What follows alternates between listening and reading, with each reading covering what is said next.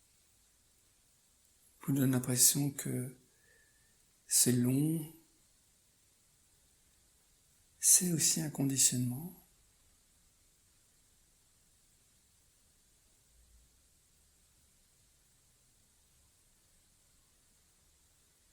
Quand vous le voyez, il y a un arrêt sur image.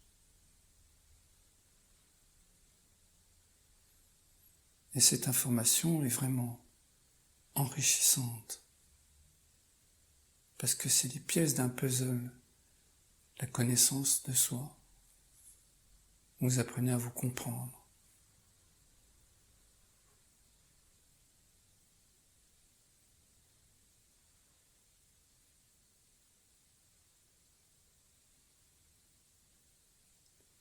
Allez, c'est bien. On se met en position debout pour la salutation au soleil. Allez. Mains jointes. Gros orteils joints. Genoux tendus. Sentez-vous adossé contre un totem, contre un mur, bien aligné. Inspirez.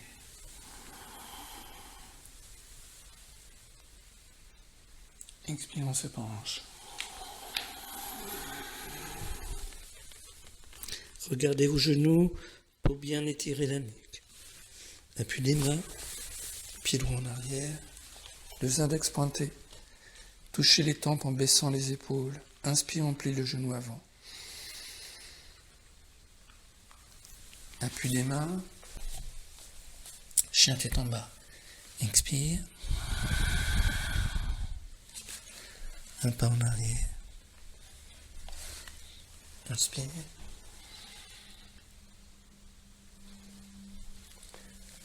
Soulève vers le bassin, un pas en avant. Expire. 4 pas. Pied droit sur la ligne de départ. Inspire. Ramène le pied arrière.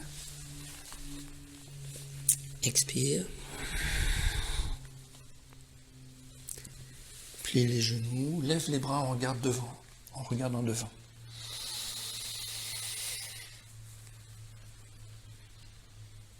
Main attachée. Tourne à gauche. Expire. Inspire. À droite.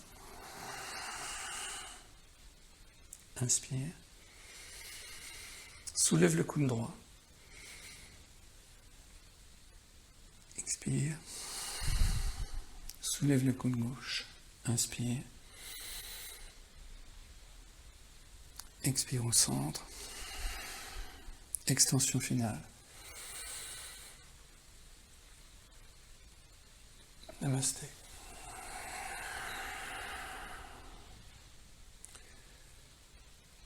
Inspire à gauche.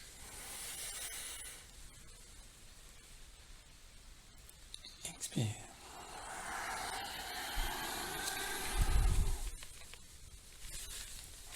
Pied gauche. Deux index pointés. Inspire. Rétention. Expire. Rétention, un pas en arrière. Inspire. Baissez bien les épaules, soulevez un peu le menton. Rétention. Soulève le bassin, un pas en avant. Expire. Rétention. Pied gauche, deux index pointés. Inspire. Ramène le pied arrière. Expire.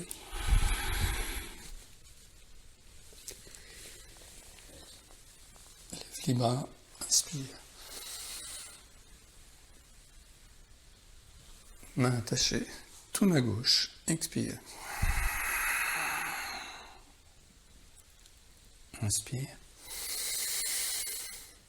Expire. rétention, soulève le coude droit, inspire. Respire bien dans le flanc droit. Expire. Soulève le coude gauche, inspire, en regardant la pointe du coude. Expire au centre. Extension finale. Namasté. Voilà, très bien. Dans cette partie posturale, nous aurons besoin d'une sangle et d'une chaise. Maintenant, on va profiter de ces vidéos pour approcher d'une manière douce les équilibres sur les mains. Donc la posture, c'est ado vers le bas, mukha, le visage, et vikrasana, c'est la posture de l'arbre un peu renversée, et c'est souvent en fait l'équilibre sur les mains. Donc on va se mettre en appui sur les deux mains, et puis on va faire comme si on faisait un chien avec les pieds un peu plus haut que d'ordinaire, pour déjà avoir une partie du tronc au niveau des bras. On peut essayer de lever une jambe pour avoir un peu plus de poids. L'autre jambe.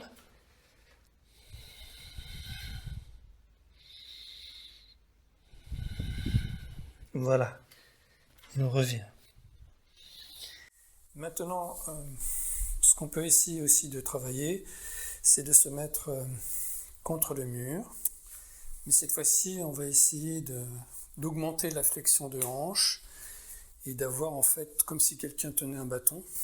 Donc ça va être le mur. Essayer de fermer en fait la pince, fermer les hanches.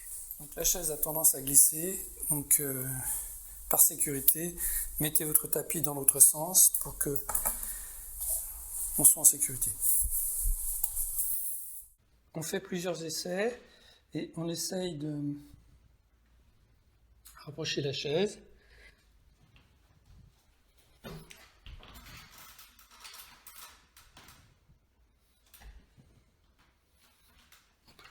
On peut lever une jambe.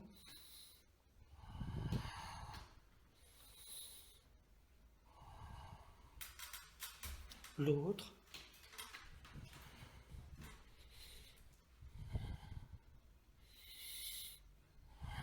Et on revient. On revient. Et si l'exercice vous intéresse, répétez-le dans la semaine pour vous muscler un petit peu. Voilà, par petites touches. On va s'asseoir en travers de la chaise, pieds joints. Mettez une sangle si nécessaire. On attrape les côtés du dossier. La main gauche pousse, la main droite tire. On cherche à amener les deux épaules en parallèle du dossier sans écarter les genoux, sans soulever les talons, sans être sur la fesse droite. Si on peut, on tourne la tête pour avoir vraiment une torsion complète.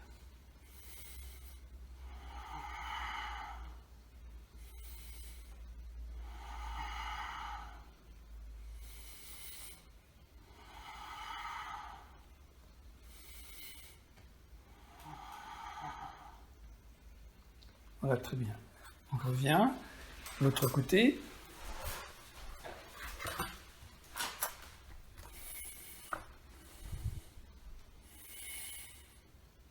Tourne.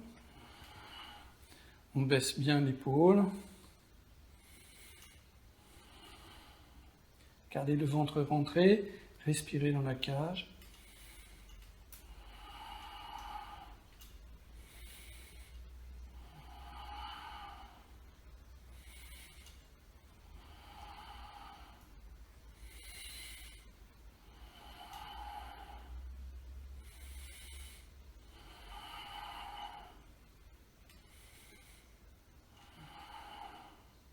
On revient. On met la chaise de côté, deux pieds écartés. Si la terre est basse, on peut mettre deux briques Levez bien la hanche du côté opposé au bras levé. Donc je vais exprès décaler mon bassin vers la gauche, au moment où je lève mon bras droit. Si je laisse partir mon bras, ça donne l'impression de beaucoup tourner, mais c'est juste parce que mon bassin a basculé.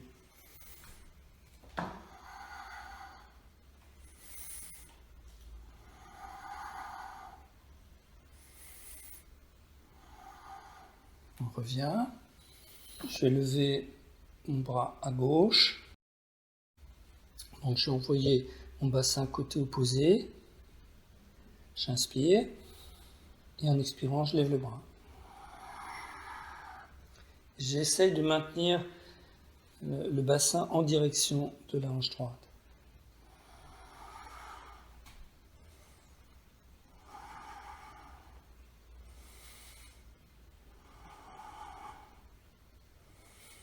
Tendez bien le bras support. Très bien. Et on revient.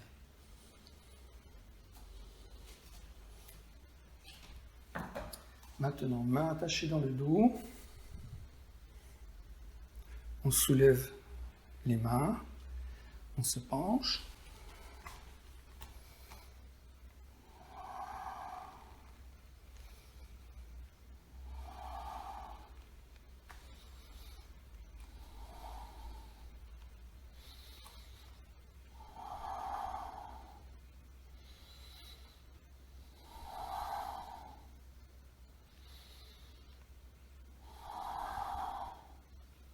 Très bien.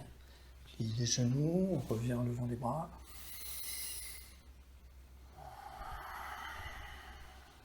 Et tant qu'on y est, eh bien on va faire la posture complète. Aidez-vous, si la terre est basse, aidez-vous des briques. On peut très bien les mettre un peu à champ pour se surélever. En cas difficile, on se met carrément comme ça. Voilà. L'idée, c'est d'utiliser le poids du corps, le poids du tronc, pour fermer les hanches. Ne vous en privez pas. Et de garder les jambes tendues. Attention, les pointes de pied ont un peu tendance à se mettre vers l'extérieur. Donc on est bord intérieur parallèle. Et l'idée, c'est d'avoir le crâne frôlant le sol. C'est ça qui règle l'écartement des pieds. Et on marche avec les mains.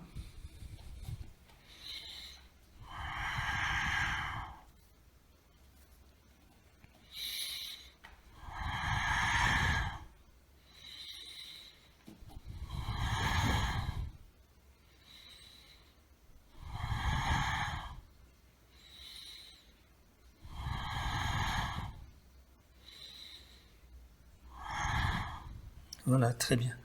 On revient. On reprend la chaise. Deux pieds écartés. On se met en appui sur le pied droit. On soulève la pointe du pied gauche. On se sert de la chaise comme contrepoids. On remonte. Inspire. Expire de l'autre côté. Inspire. Expire. Inspire. Expire. Si on peut, on essaye de rester très bas. Inspire. Expire.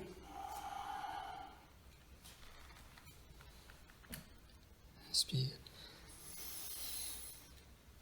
Expire.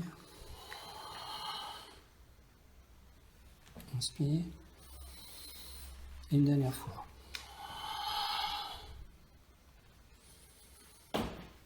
Voilà, très bien. On met la chaise de côté. Et puis maintenant, on va se mettre en position assise. Baddha Konasana. Donc on va se mettre contre le mur. Le papillon. Les deux plats de pied, Baddha, ça veut dire lié. Les deux plats de pied l'un contre l'autre, comme si c'était Namasté. Et au départ, quand on commence, on a le bassin qui est loin. Donc on va prendre appui sur les mains et venir caler le bassin dans l'angle du mur. Si vous pouvez, essayez de rapprocher les talons du bassin. Plus vous le faites, plus ça aide l'ouverture des hanches. On reprend appui, on se penche. Voilà, donc évidemment, il y a beaucoup de pression sur le tranchant du pied. La posture classique, c'est d'attraper les gros orteils, voilà, ou d'avoir les mains posées sur les pieds. Et la prophétie du mur, qui a tendance à provoquer un dos un peu syphotique, et du menton, et essaye de descendre les genoux.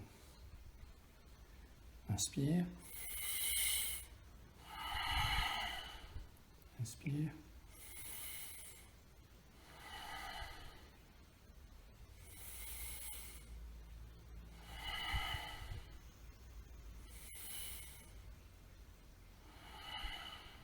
Très bien.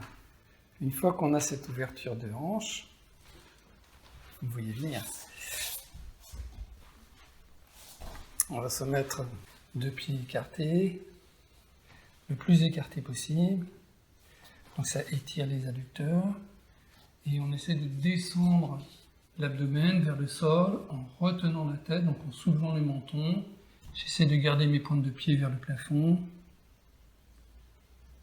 On remonte.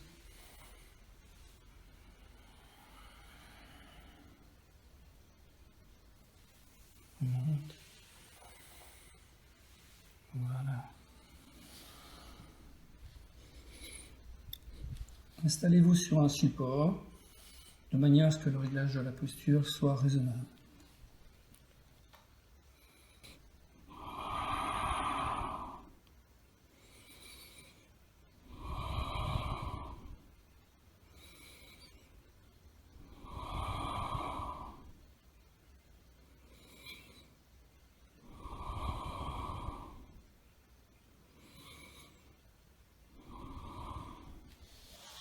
Bien. Et puis on va prendre de nouveau la chaise. On va créer une posture dite d'extension. Si vous avez du mal à cambrer un peu, avoir de l'extension dorsale, soyez prudent, utilisez le petit barreau, voire au maximum, c'est déjà pour certains très loin, on appuie sur l'assise. Plus rarement, certaines personnes sont capables de mettre les mains sur le dossier. Attention de ne pas le payer au prix d'une gêne, voire d'une douleur lombaire. En position allongée sur le ventre, je pose mes deux mains, mes deux poignets sur le petit barreau, et en inspirant, je lève la jambe droite. Jambe gauche.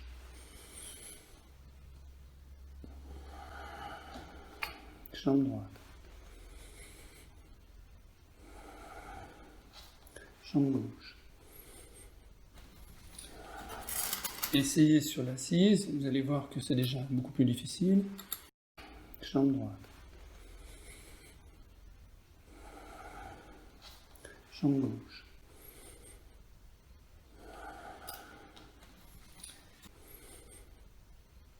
Jambe droite. Jambe gauche.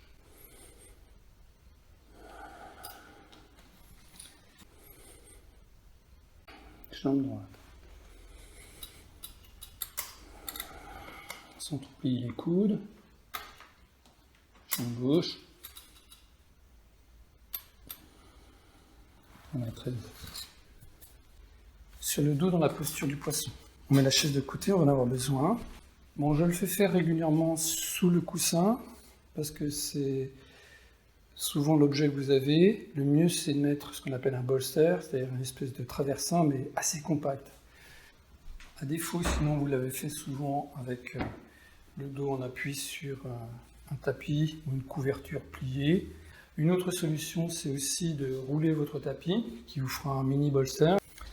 On pourra rajouter, là encore, si les épaules le supportent, un petit poids. Donc là, j'utilise mon bol tibétain qui doit peser 700 grammes, 1 kg. Hein.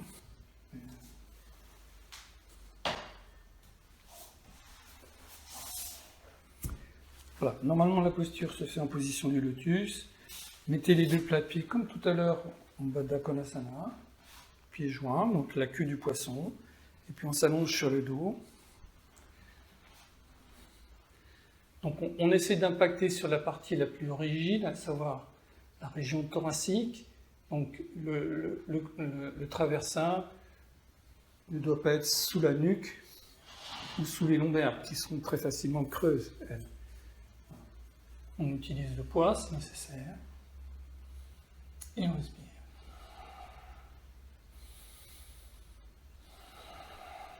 Rentrez bien le ventre, respirez dans la cage.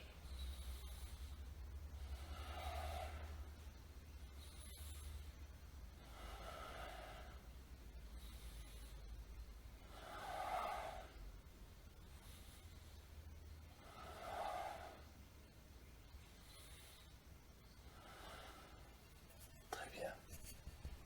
On revient. Tournez sur le côté. Que les vertèbres qui ont été disposées comme ça ne fassent pas comme ça. Se remettent en place tranquillement. Donc, comme la fois précédente, je vous montre peut-être plus en détail comment faire le nœud. Donc, vous attachez la sangle, vous faites une boucle comme ça, toute bête, ok ? Et l'idée, c'est comme on tire là très fort, on ne peut pas tenir le brin, et il va se passer des bêtises. Donc si vous ne savez pas trop faire des nœuds, vous faites un nœud coulant, ça tout le monde sait faire, un truc comme ça. L'inconvénient du nœud coulant, c'est qu'au moment où on va tirer, le nœud va se serrer de plus en plus fort, et c'est très difficile après de défaire un nœud qui est étranglé. Donc on a fait notre petit nœud plat, et ici après, il faut faire une boucle pour que la corde de traction, en fait, qu'on va passer à l'intérieur, donc c'est vraiment comme une boucle de lacet.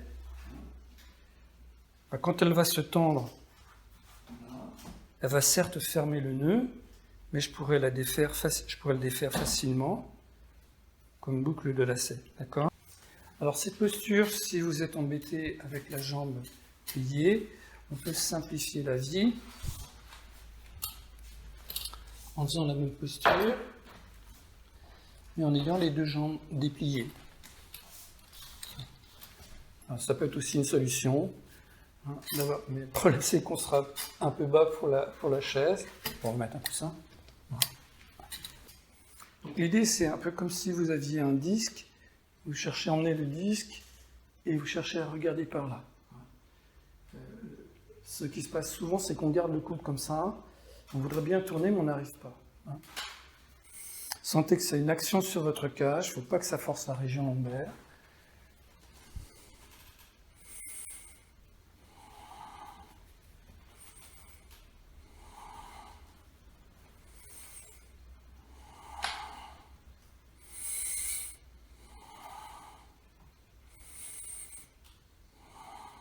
Voilà, très bien. On revient de l'autre côté. Donc je vais, vous m'excusez, je vais exprès vous tourner le dos pour avoir une vue arrière. Donc, cette fois-ci, c'est ma jambe gauche qui est sous la chaise. Mon bras gauche s'enroule sur le montant arrière par rapport en haut de la chaise. Et mon bras droit va se saisir de la sangle. De la même manière, j'essaie de regarder dans cette direction. Et de grignoter la sangle. Normalement, les deux mains se rejoignent pour les personnes très souples. Respirez bien dans la cage.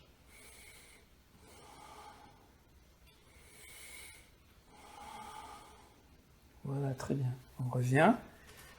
Maintenant, la version plus classique avec la brique. On n'est pas obligé de faire les deux versions. On s'installe sous la chaise et on équilibre l'appui de la fesse gauche sur le talon gauche. On l'équilibre avec l'appui de l'ischion droit sur la brique. L'idée, c'est d'arriver à avoir de la rotation. Donc on va mettre la main sur le dossier. Et la sangle nous aide en fait à tourner. Donc ne cherchez pas à aller très bas. mais cherchez à bien tourner le haut du corps. Faites comme si vous vouliez regarder dans la direction opposée. Cherchez beaucoup d'ouverture en soulevant vraiment votre coude gauche, puisque là j'ai mis ma jambe droite sous la chaise. Baissez les épaules.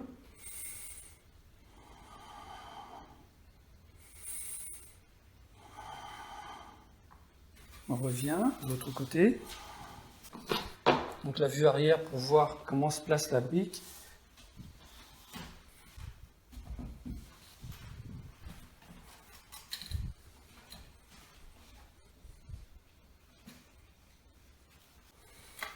Voilà, on est parti.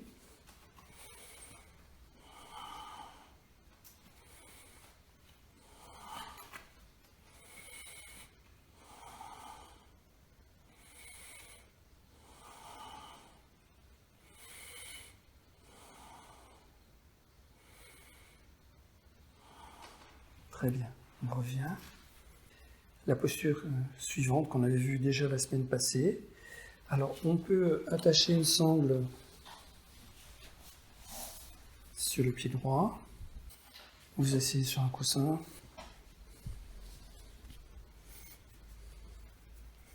On attrape le pied, la cheville gauche avec le pied droit. On voit bien justement la difficulté de lever le coude gauche. La main grignote la sangle en direction du pied. On essaye d'emmener le dos vers le mur. Regardez vers le plafond.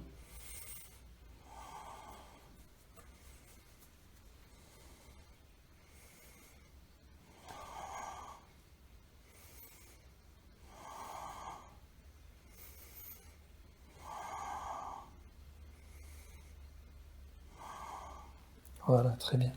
On revient. Autre côté.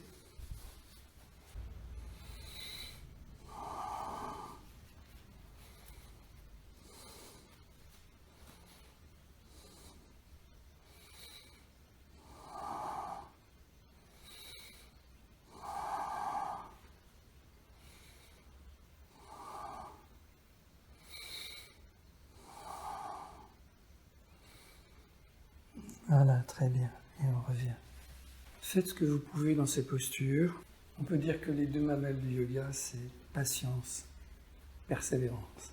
Et on termine cette série avec la posture de l'enfant, Garbhasana. Donc si vous êtes en difficulté, quand vous vous penchez et que votre bassin se soulève excessivement, vous mettez le coussin. Vous pouvez équilibrer en mettant une brique devant. Les mains doivent être attachées derrière les pieds.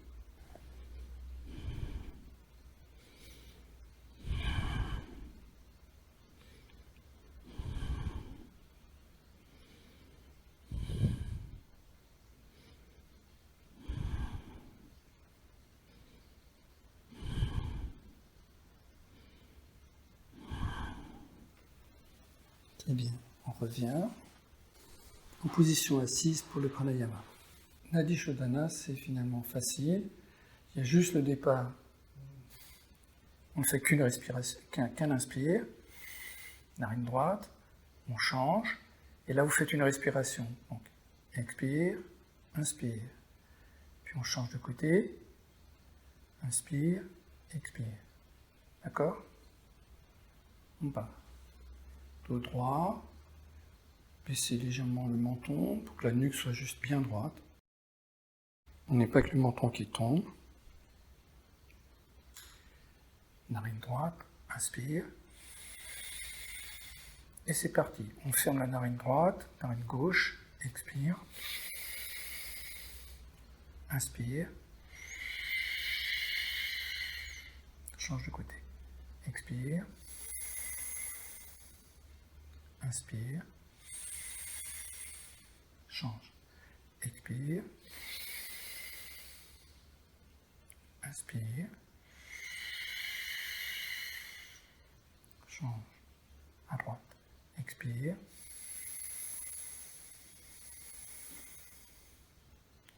Inspire.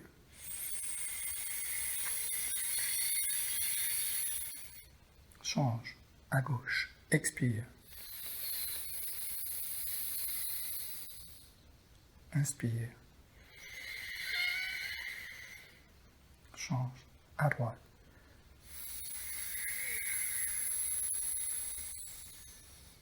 Inspire. Change. Puis maintenant, on essaie de mettre des petites rétentions. Expire. Un petit temps d'arrêt. Inspire. Change. Expire.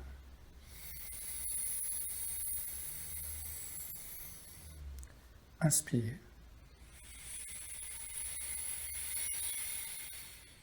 Change. Expire.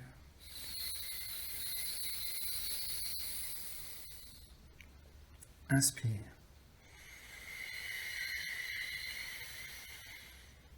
Change. Expire. Dans droite. Inspire.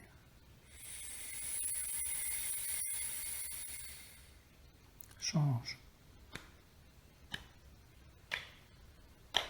Expire.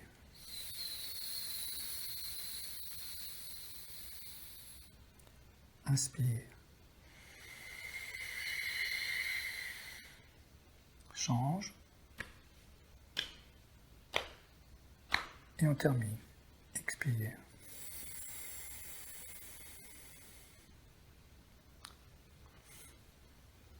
En position allongée sur le dos. Deux paumes de main vers le ciel.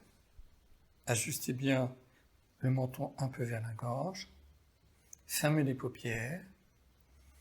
Et puis on va délicatement tourner la main droite.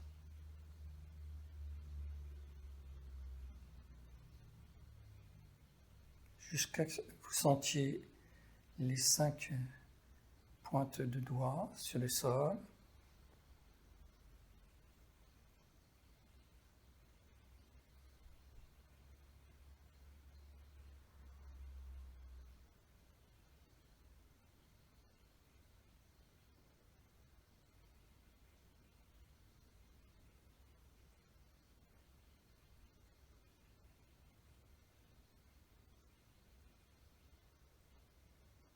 Est-ce que je sens tout mon corps détendu, tous les points de contact sur le sol se relâcher, vraiment libérer les tensions du corps,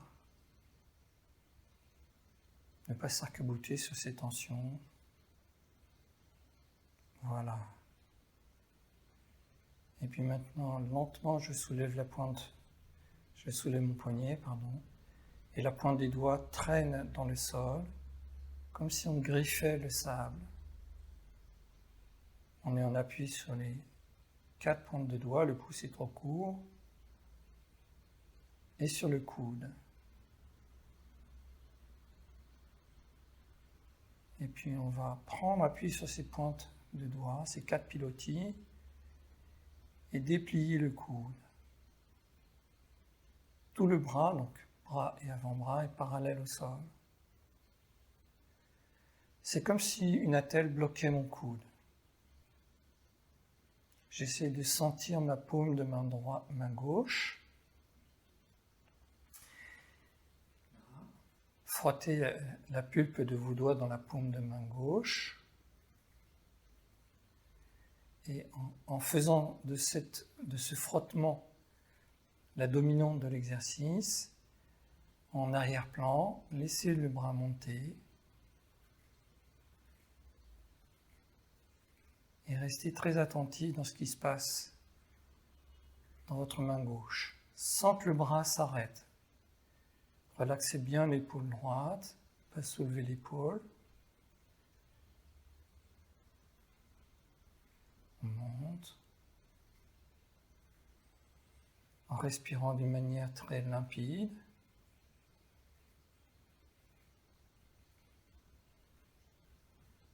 Voilà. Laissez la main gauche tranquille. Dépliez les 5 doigts, pardon. Tendez vos doigts excessivement. Laissez cette prolongation dans l'espace se rétracter et se cantonner simplement à la frontière, le pointe des doigts.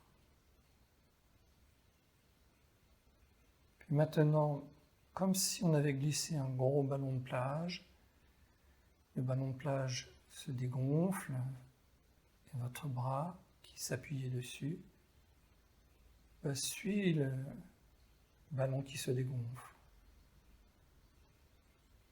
Et comme il n'y a rien à commander dans le bras droit, vous sentez, bougez vos doigts de la main gauche, vous sentez votre main gauche. Sans oublier le bras droit. Et vous laissez juste la chose se faire.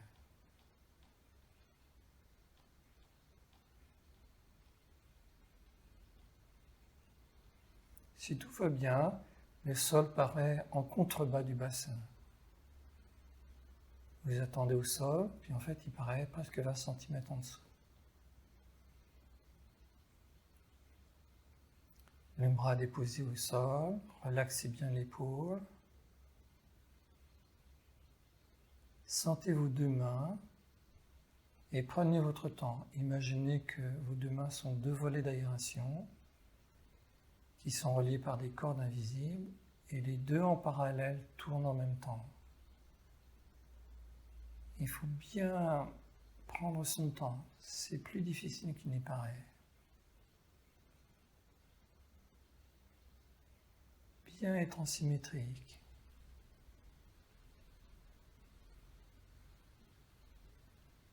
Dos de la main droite, paume de main gauche. La pulpe des doigts de la main gauche.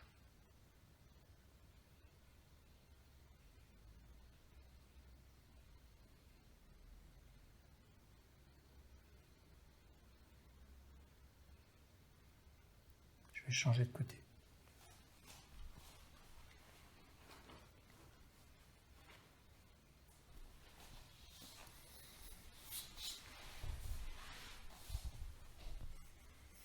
Je change de côté juste pour la vidéo, hein, ne changez rien.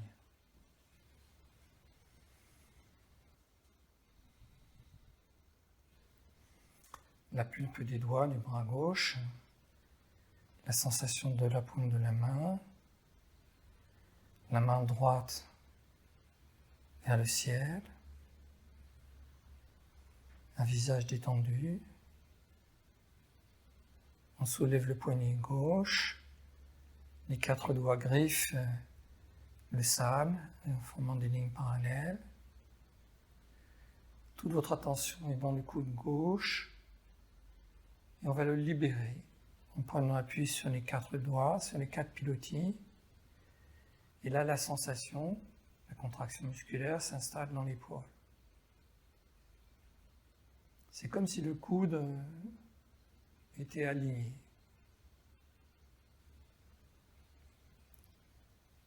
Maintenant, comme tout à l'heure, froissez quelque chose, du papier. Faites une boule de papier dans votre main droite. Le bras gauche décolle lentement.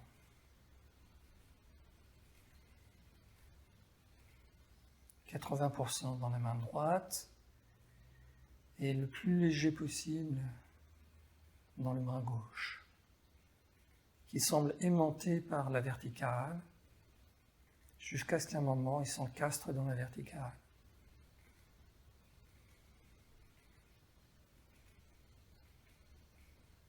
Voilà. Laissez la main droite tranquille, dépliez le poignet, dépliez les doigts, les phalanges, tendez pour faire gicler l'énergie par la pointe des doigts, rétractez cette énergie, elle est à la frontière, au sommet des doigts, laissez les phalanges tomber. La paume de main tombée, le poignet n'est pas guidé. Tapotez un peu le sol avec les doigts de la main droite. Le ballon de plage se dégonfle. Et vous laissez la chose se faire. Restez bien, main droite.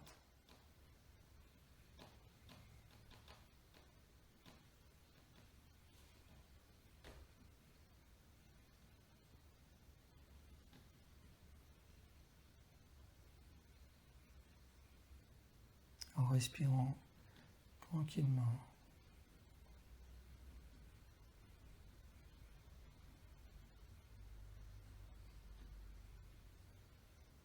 Accompagnez le dépôt du bras, le coude,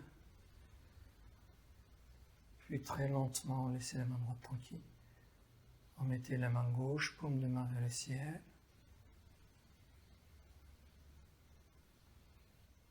Savourez pendant quelques instants ce moment de communion.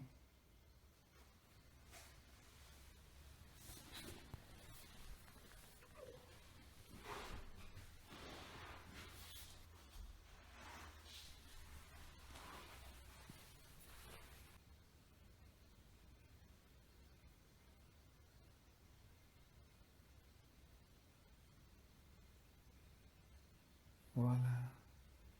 Parce qu'il faut bien se séparer à un moment ou à un autre. Ouvrez les paupières. Reprenez contact avec le monde environnant en essayant de conserver cette limpidité intérieure, cet amour d'être en contact avec vous-même sans vous couper du monde environnant.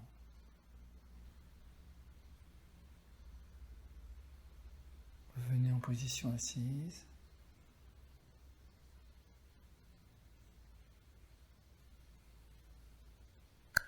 Passez une bonne semaine.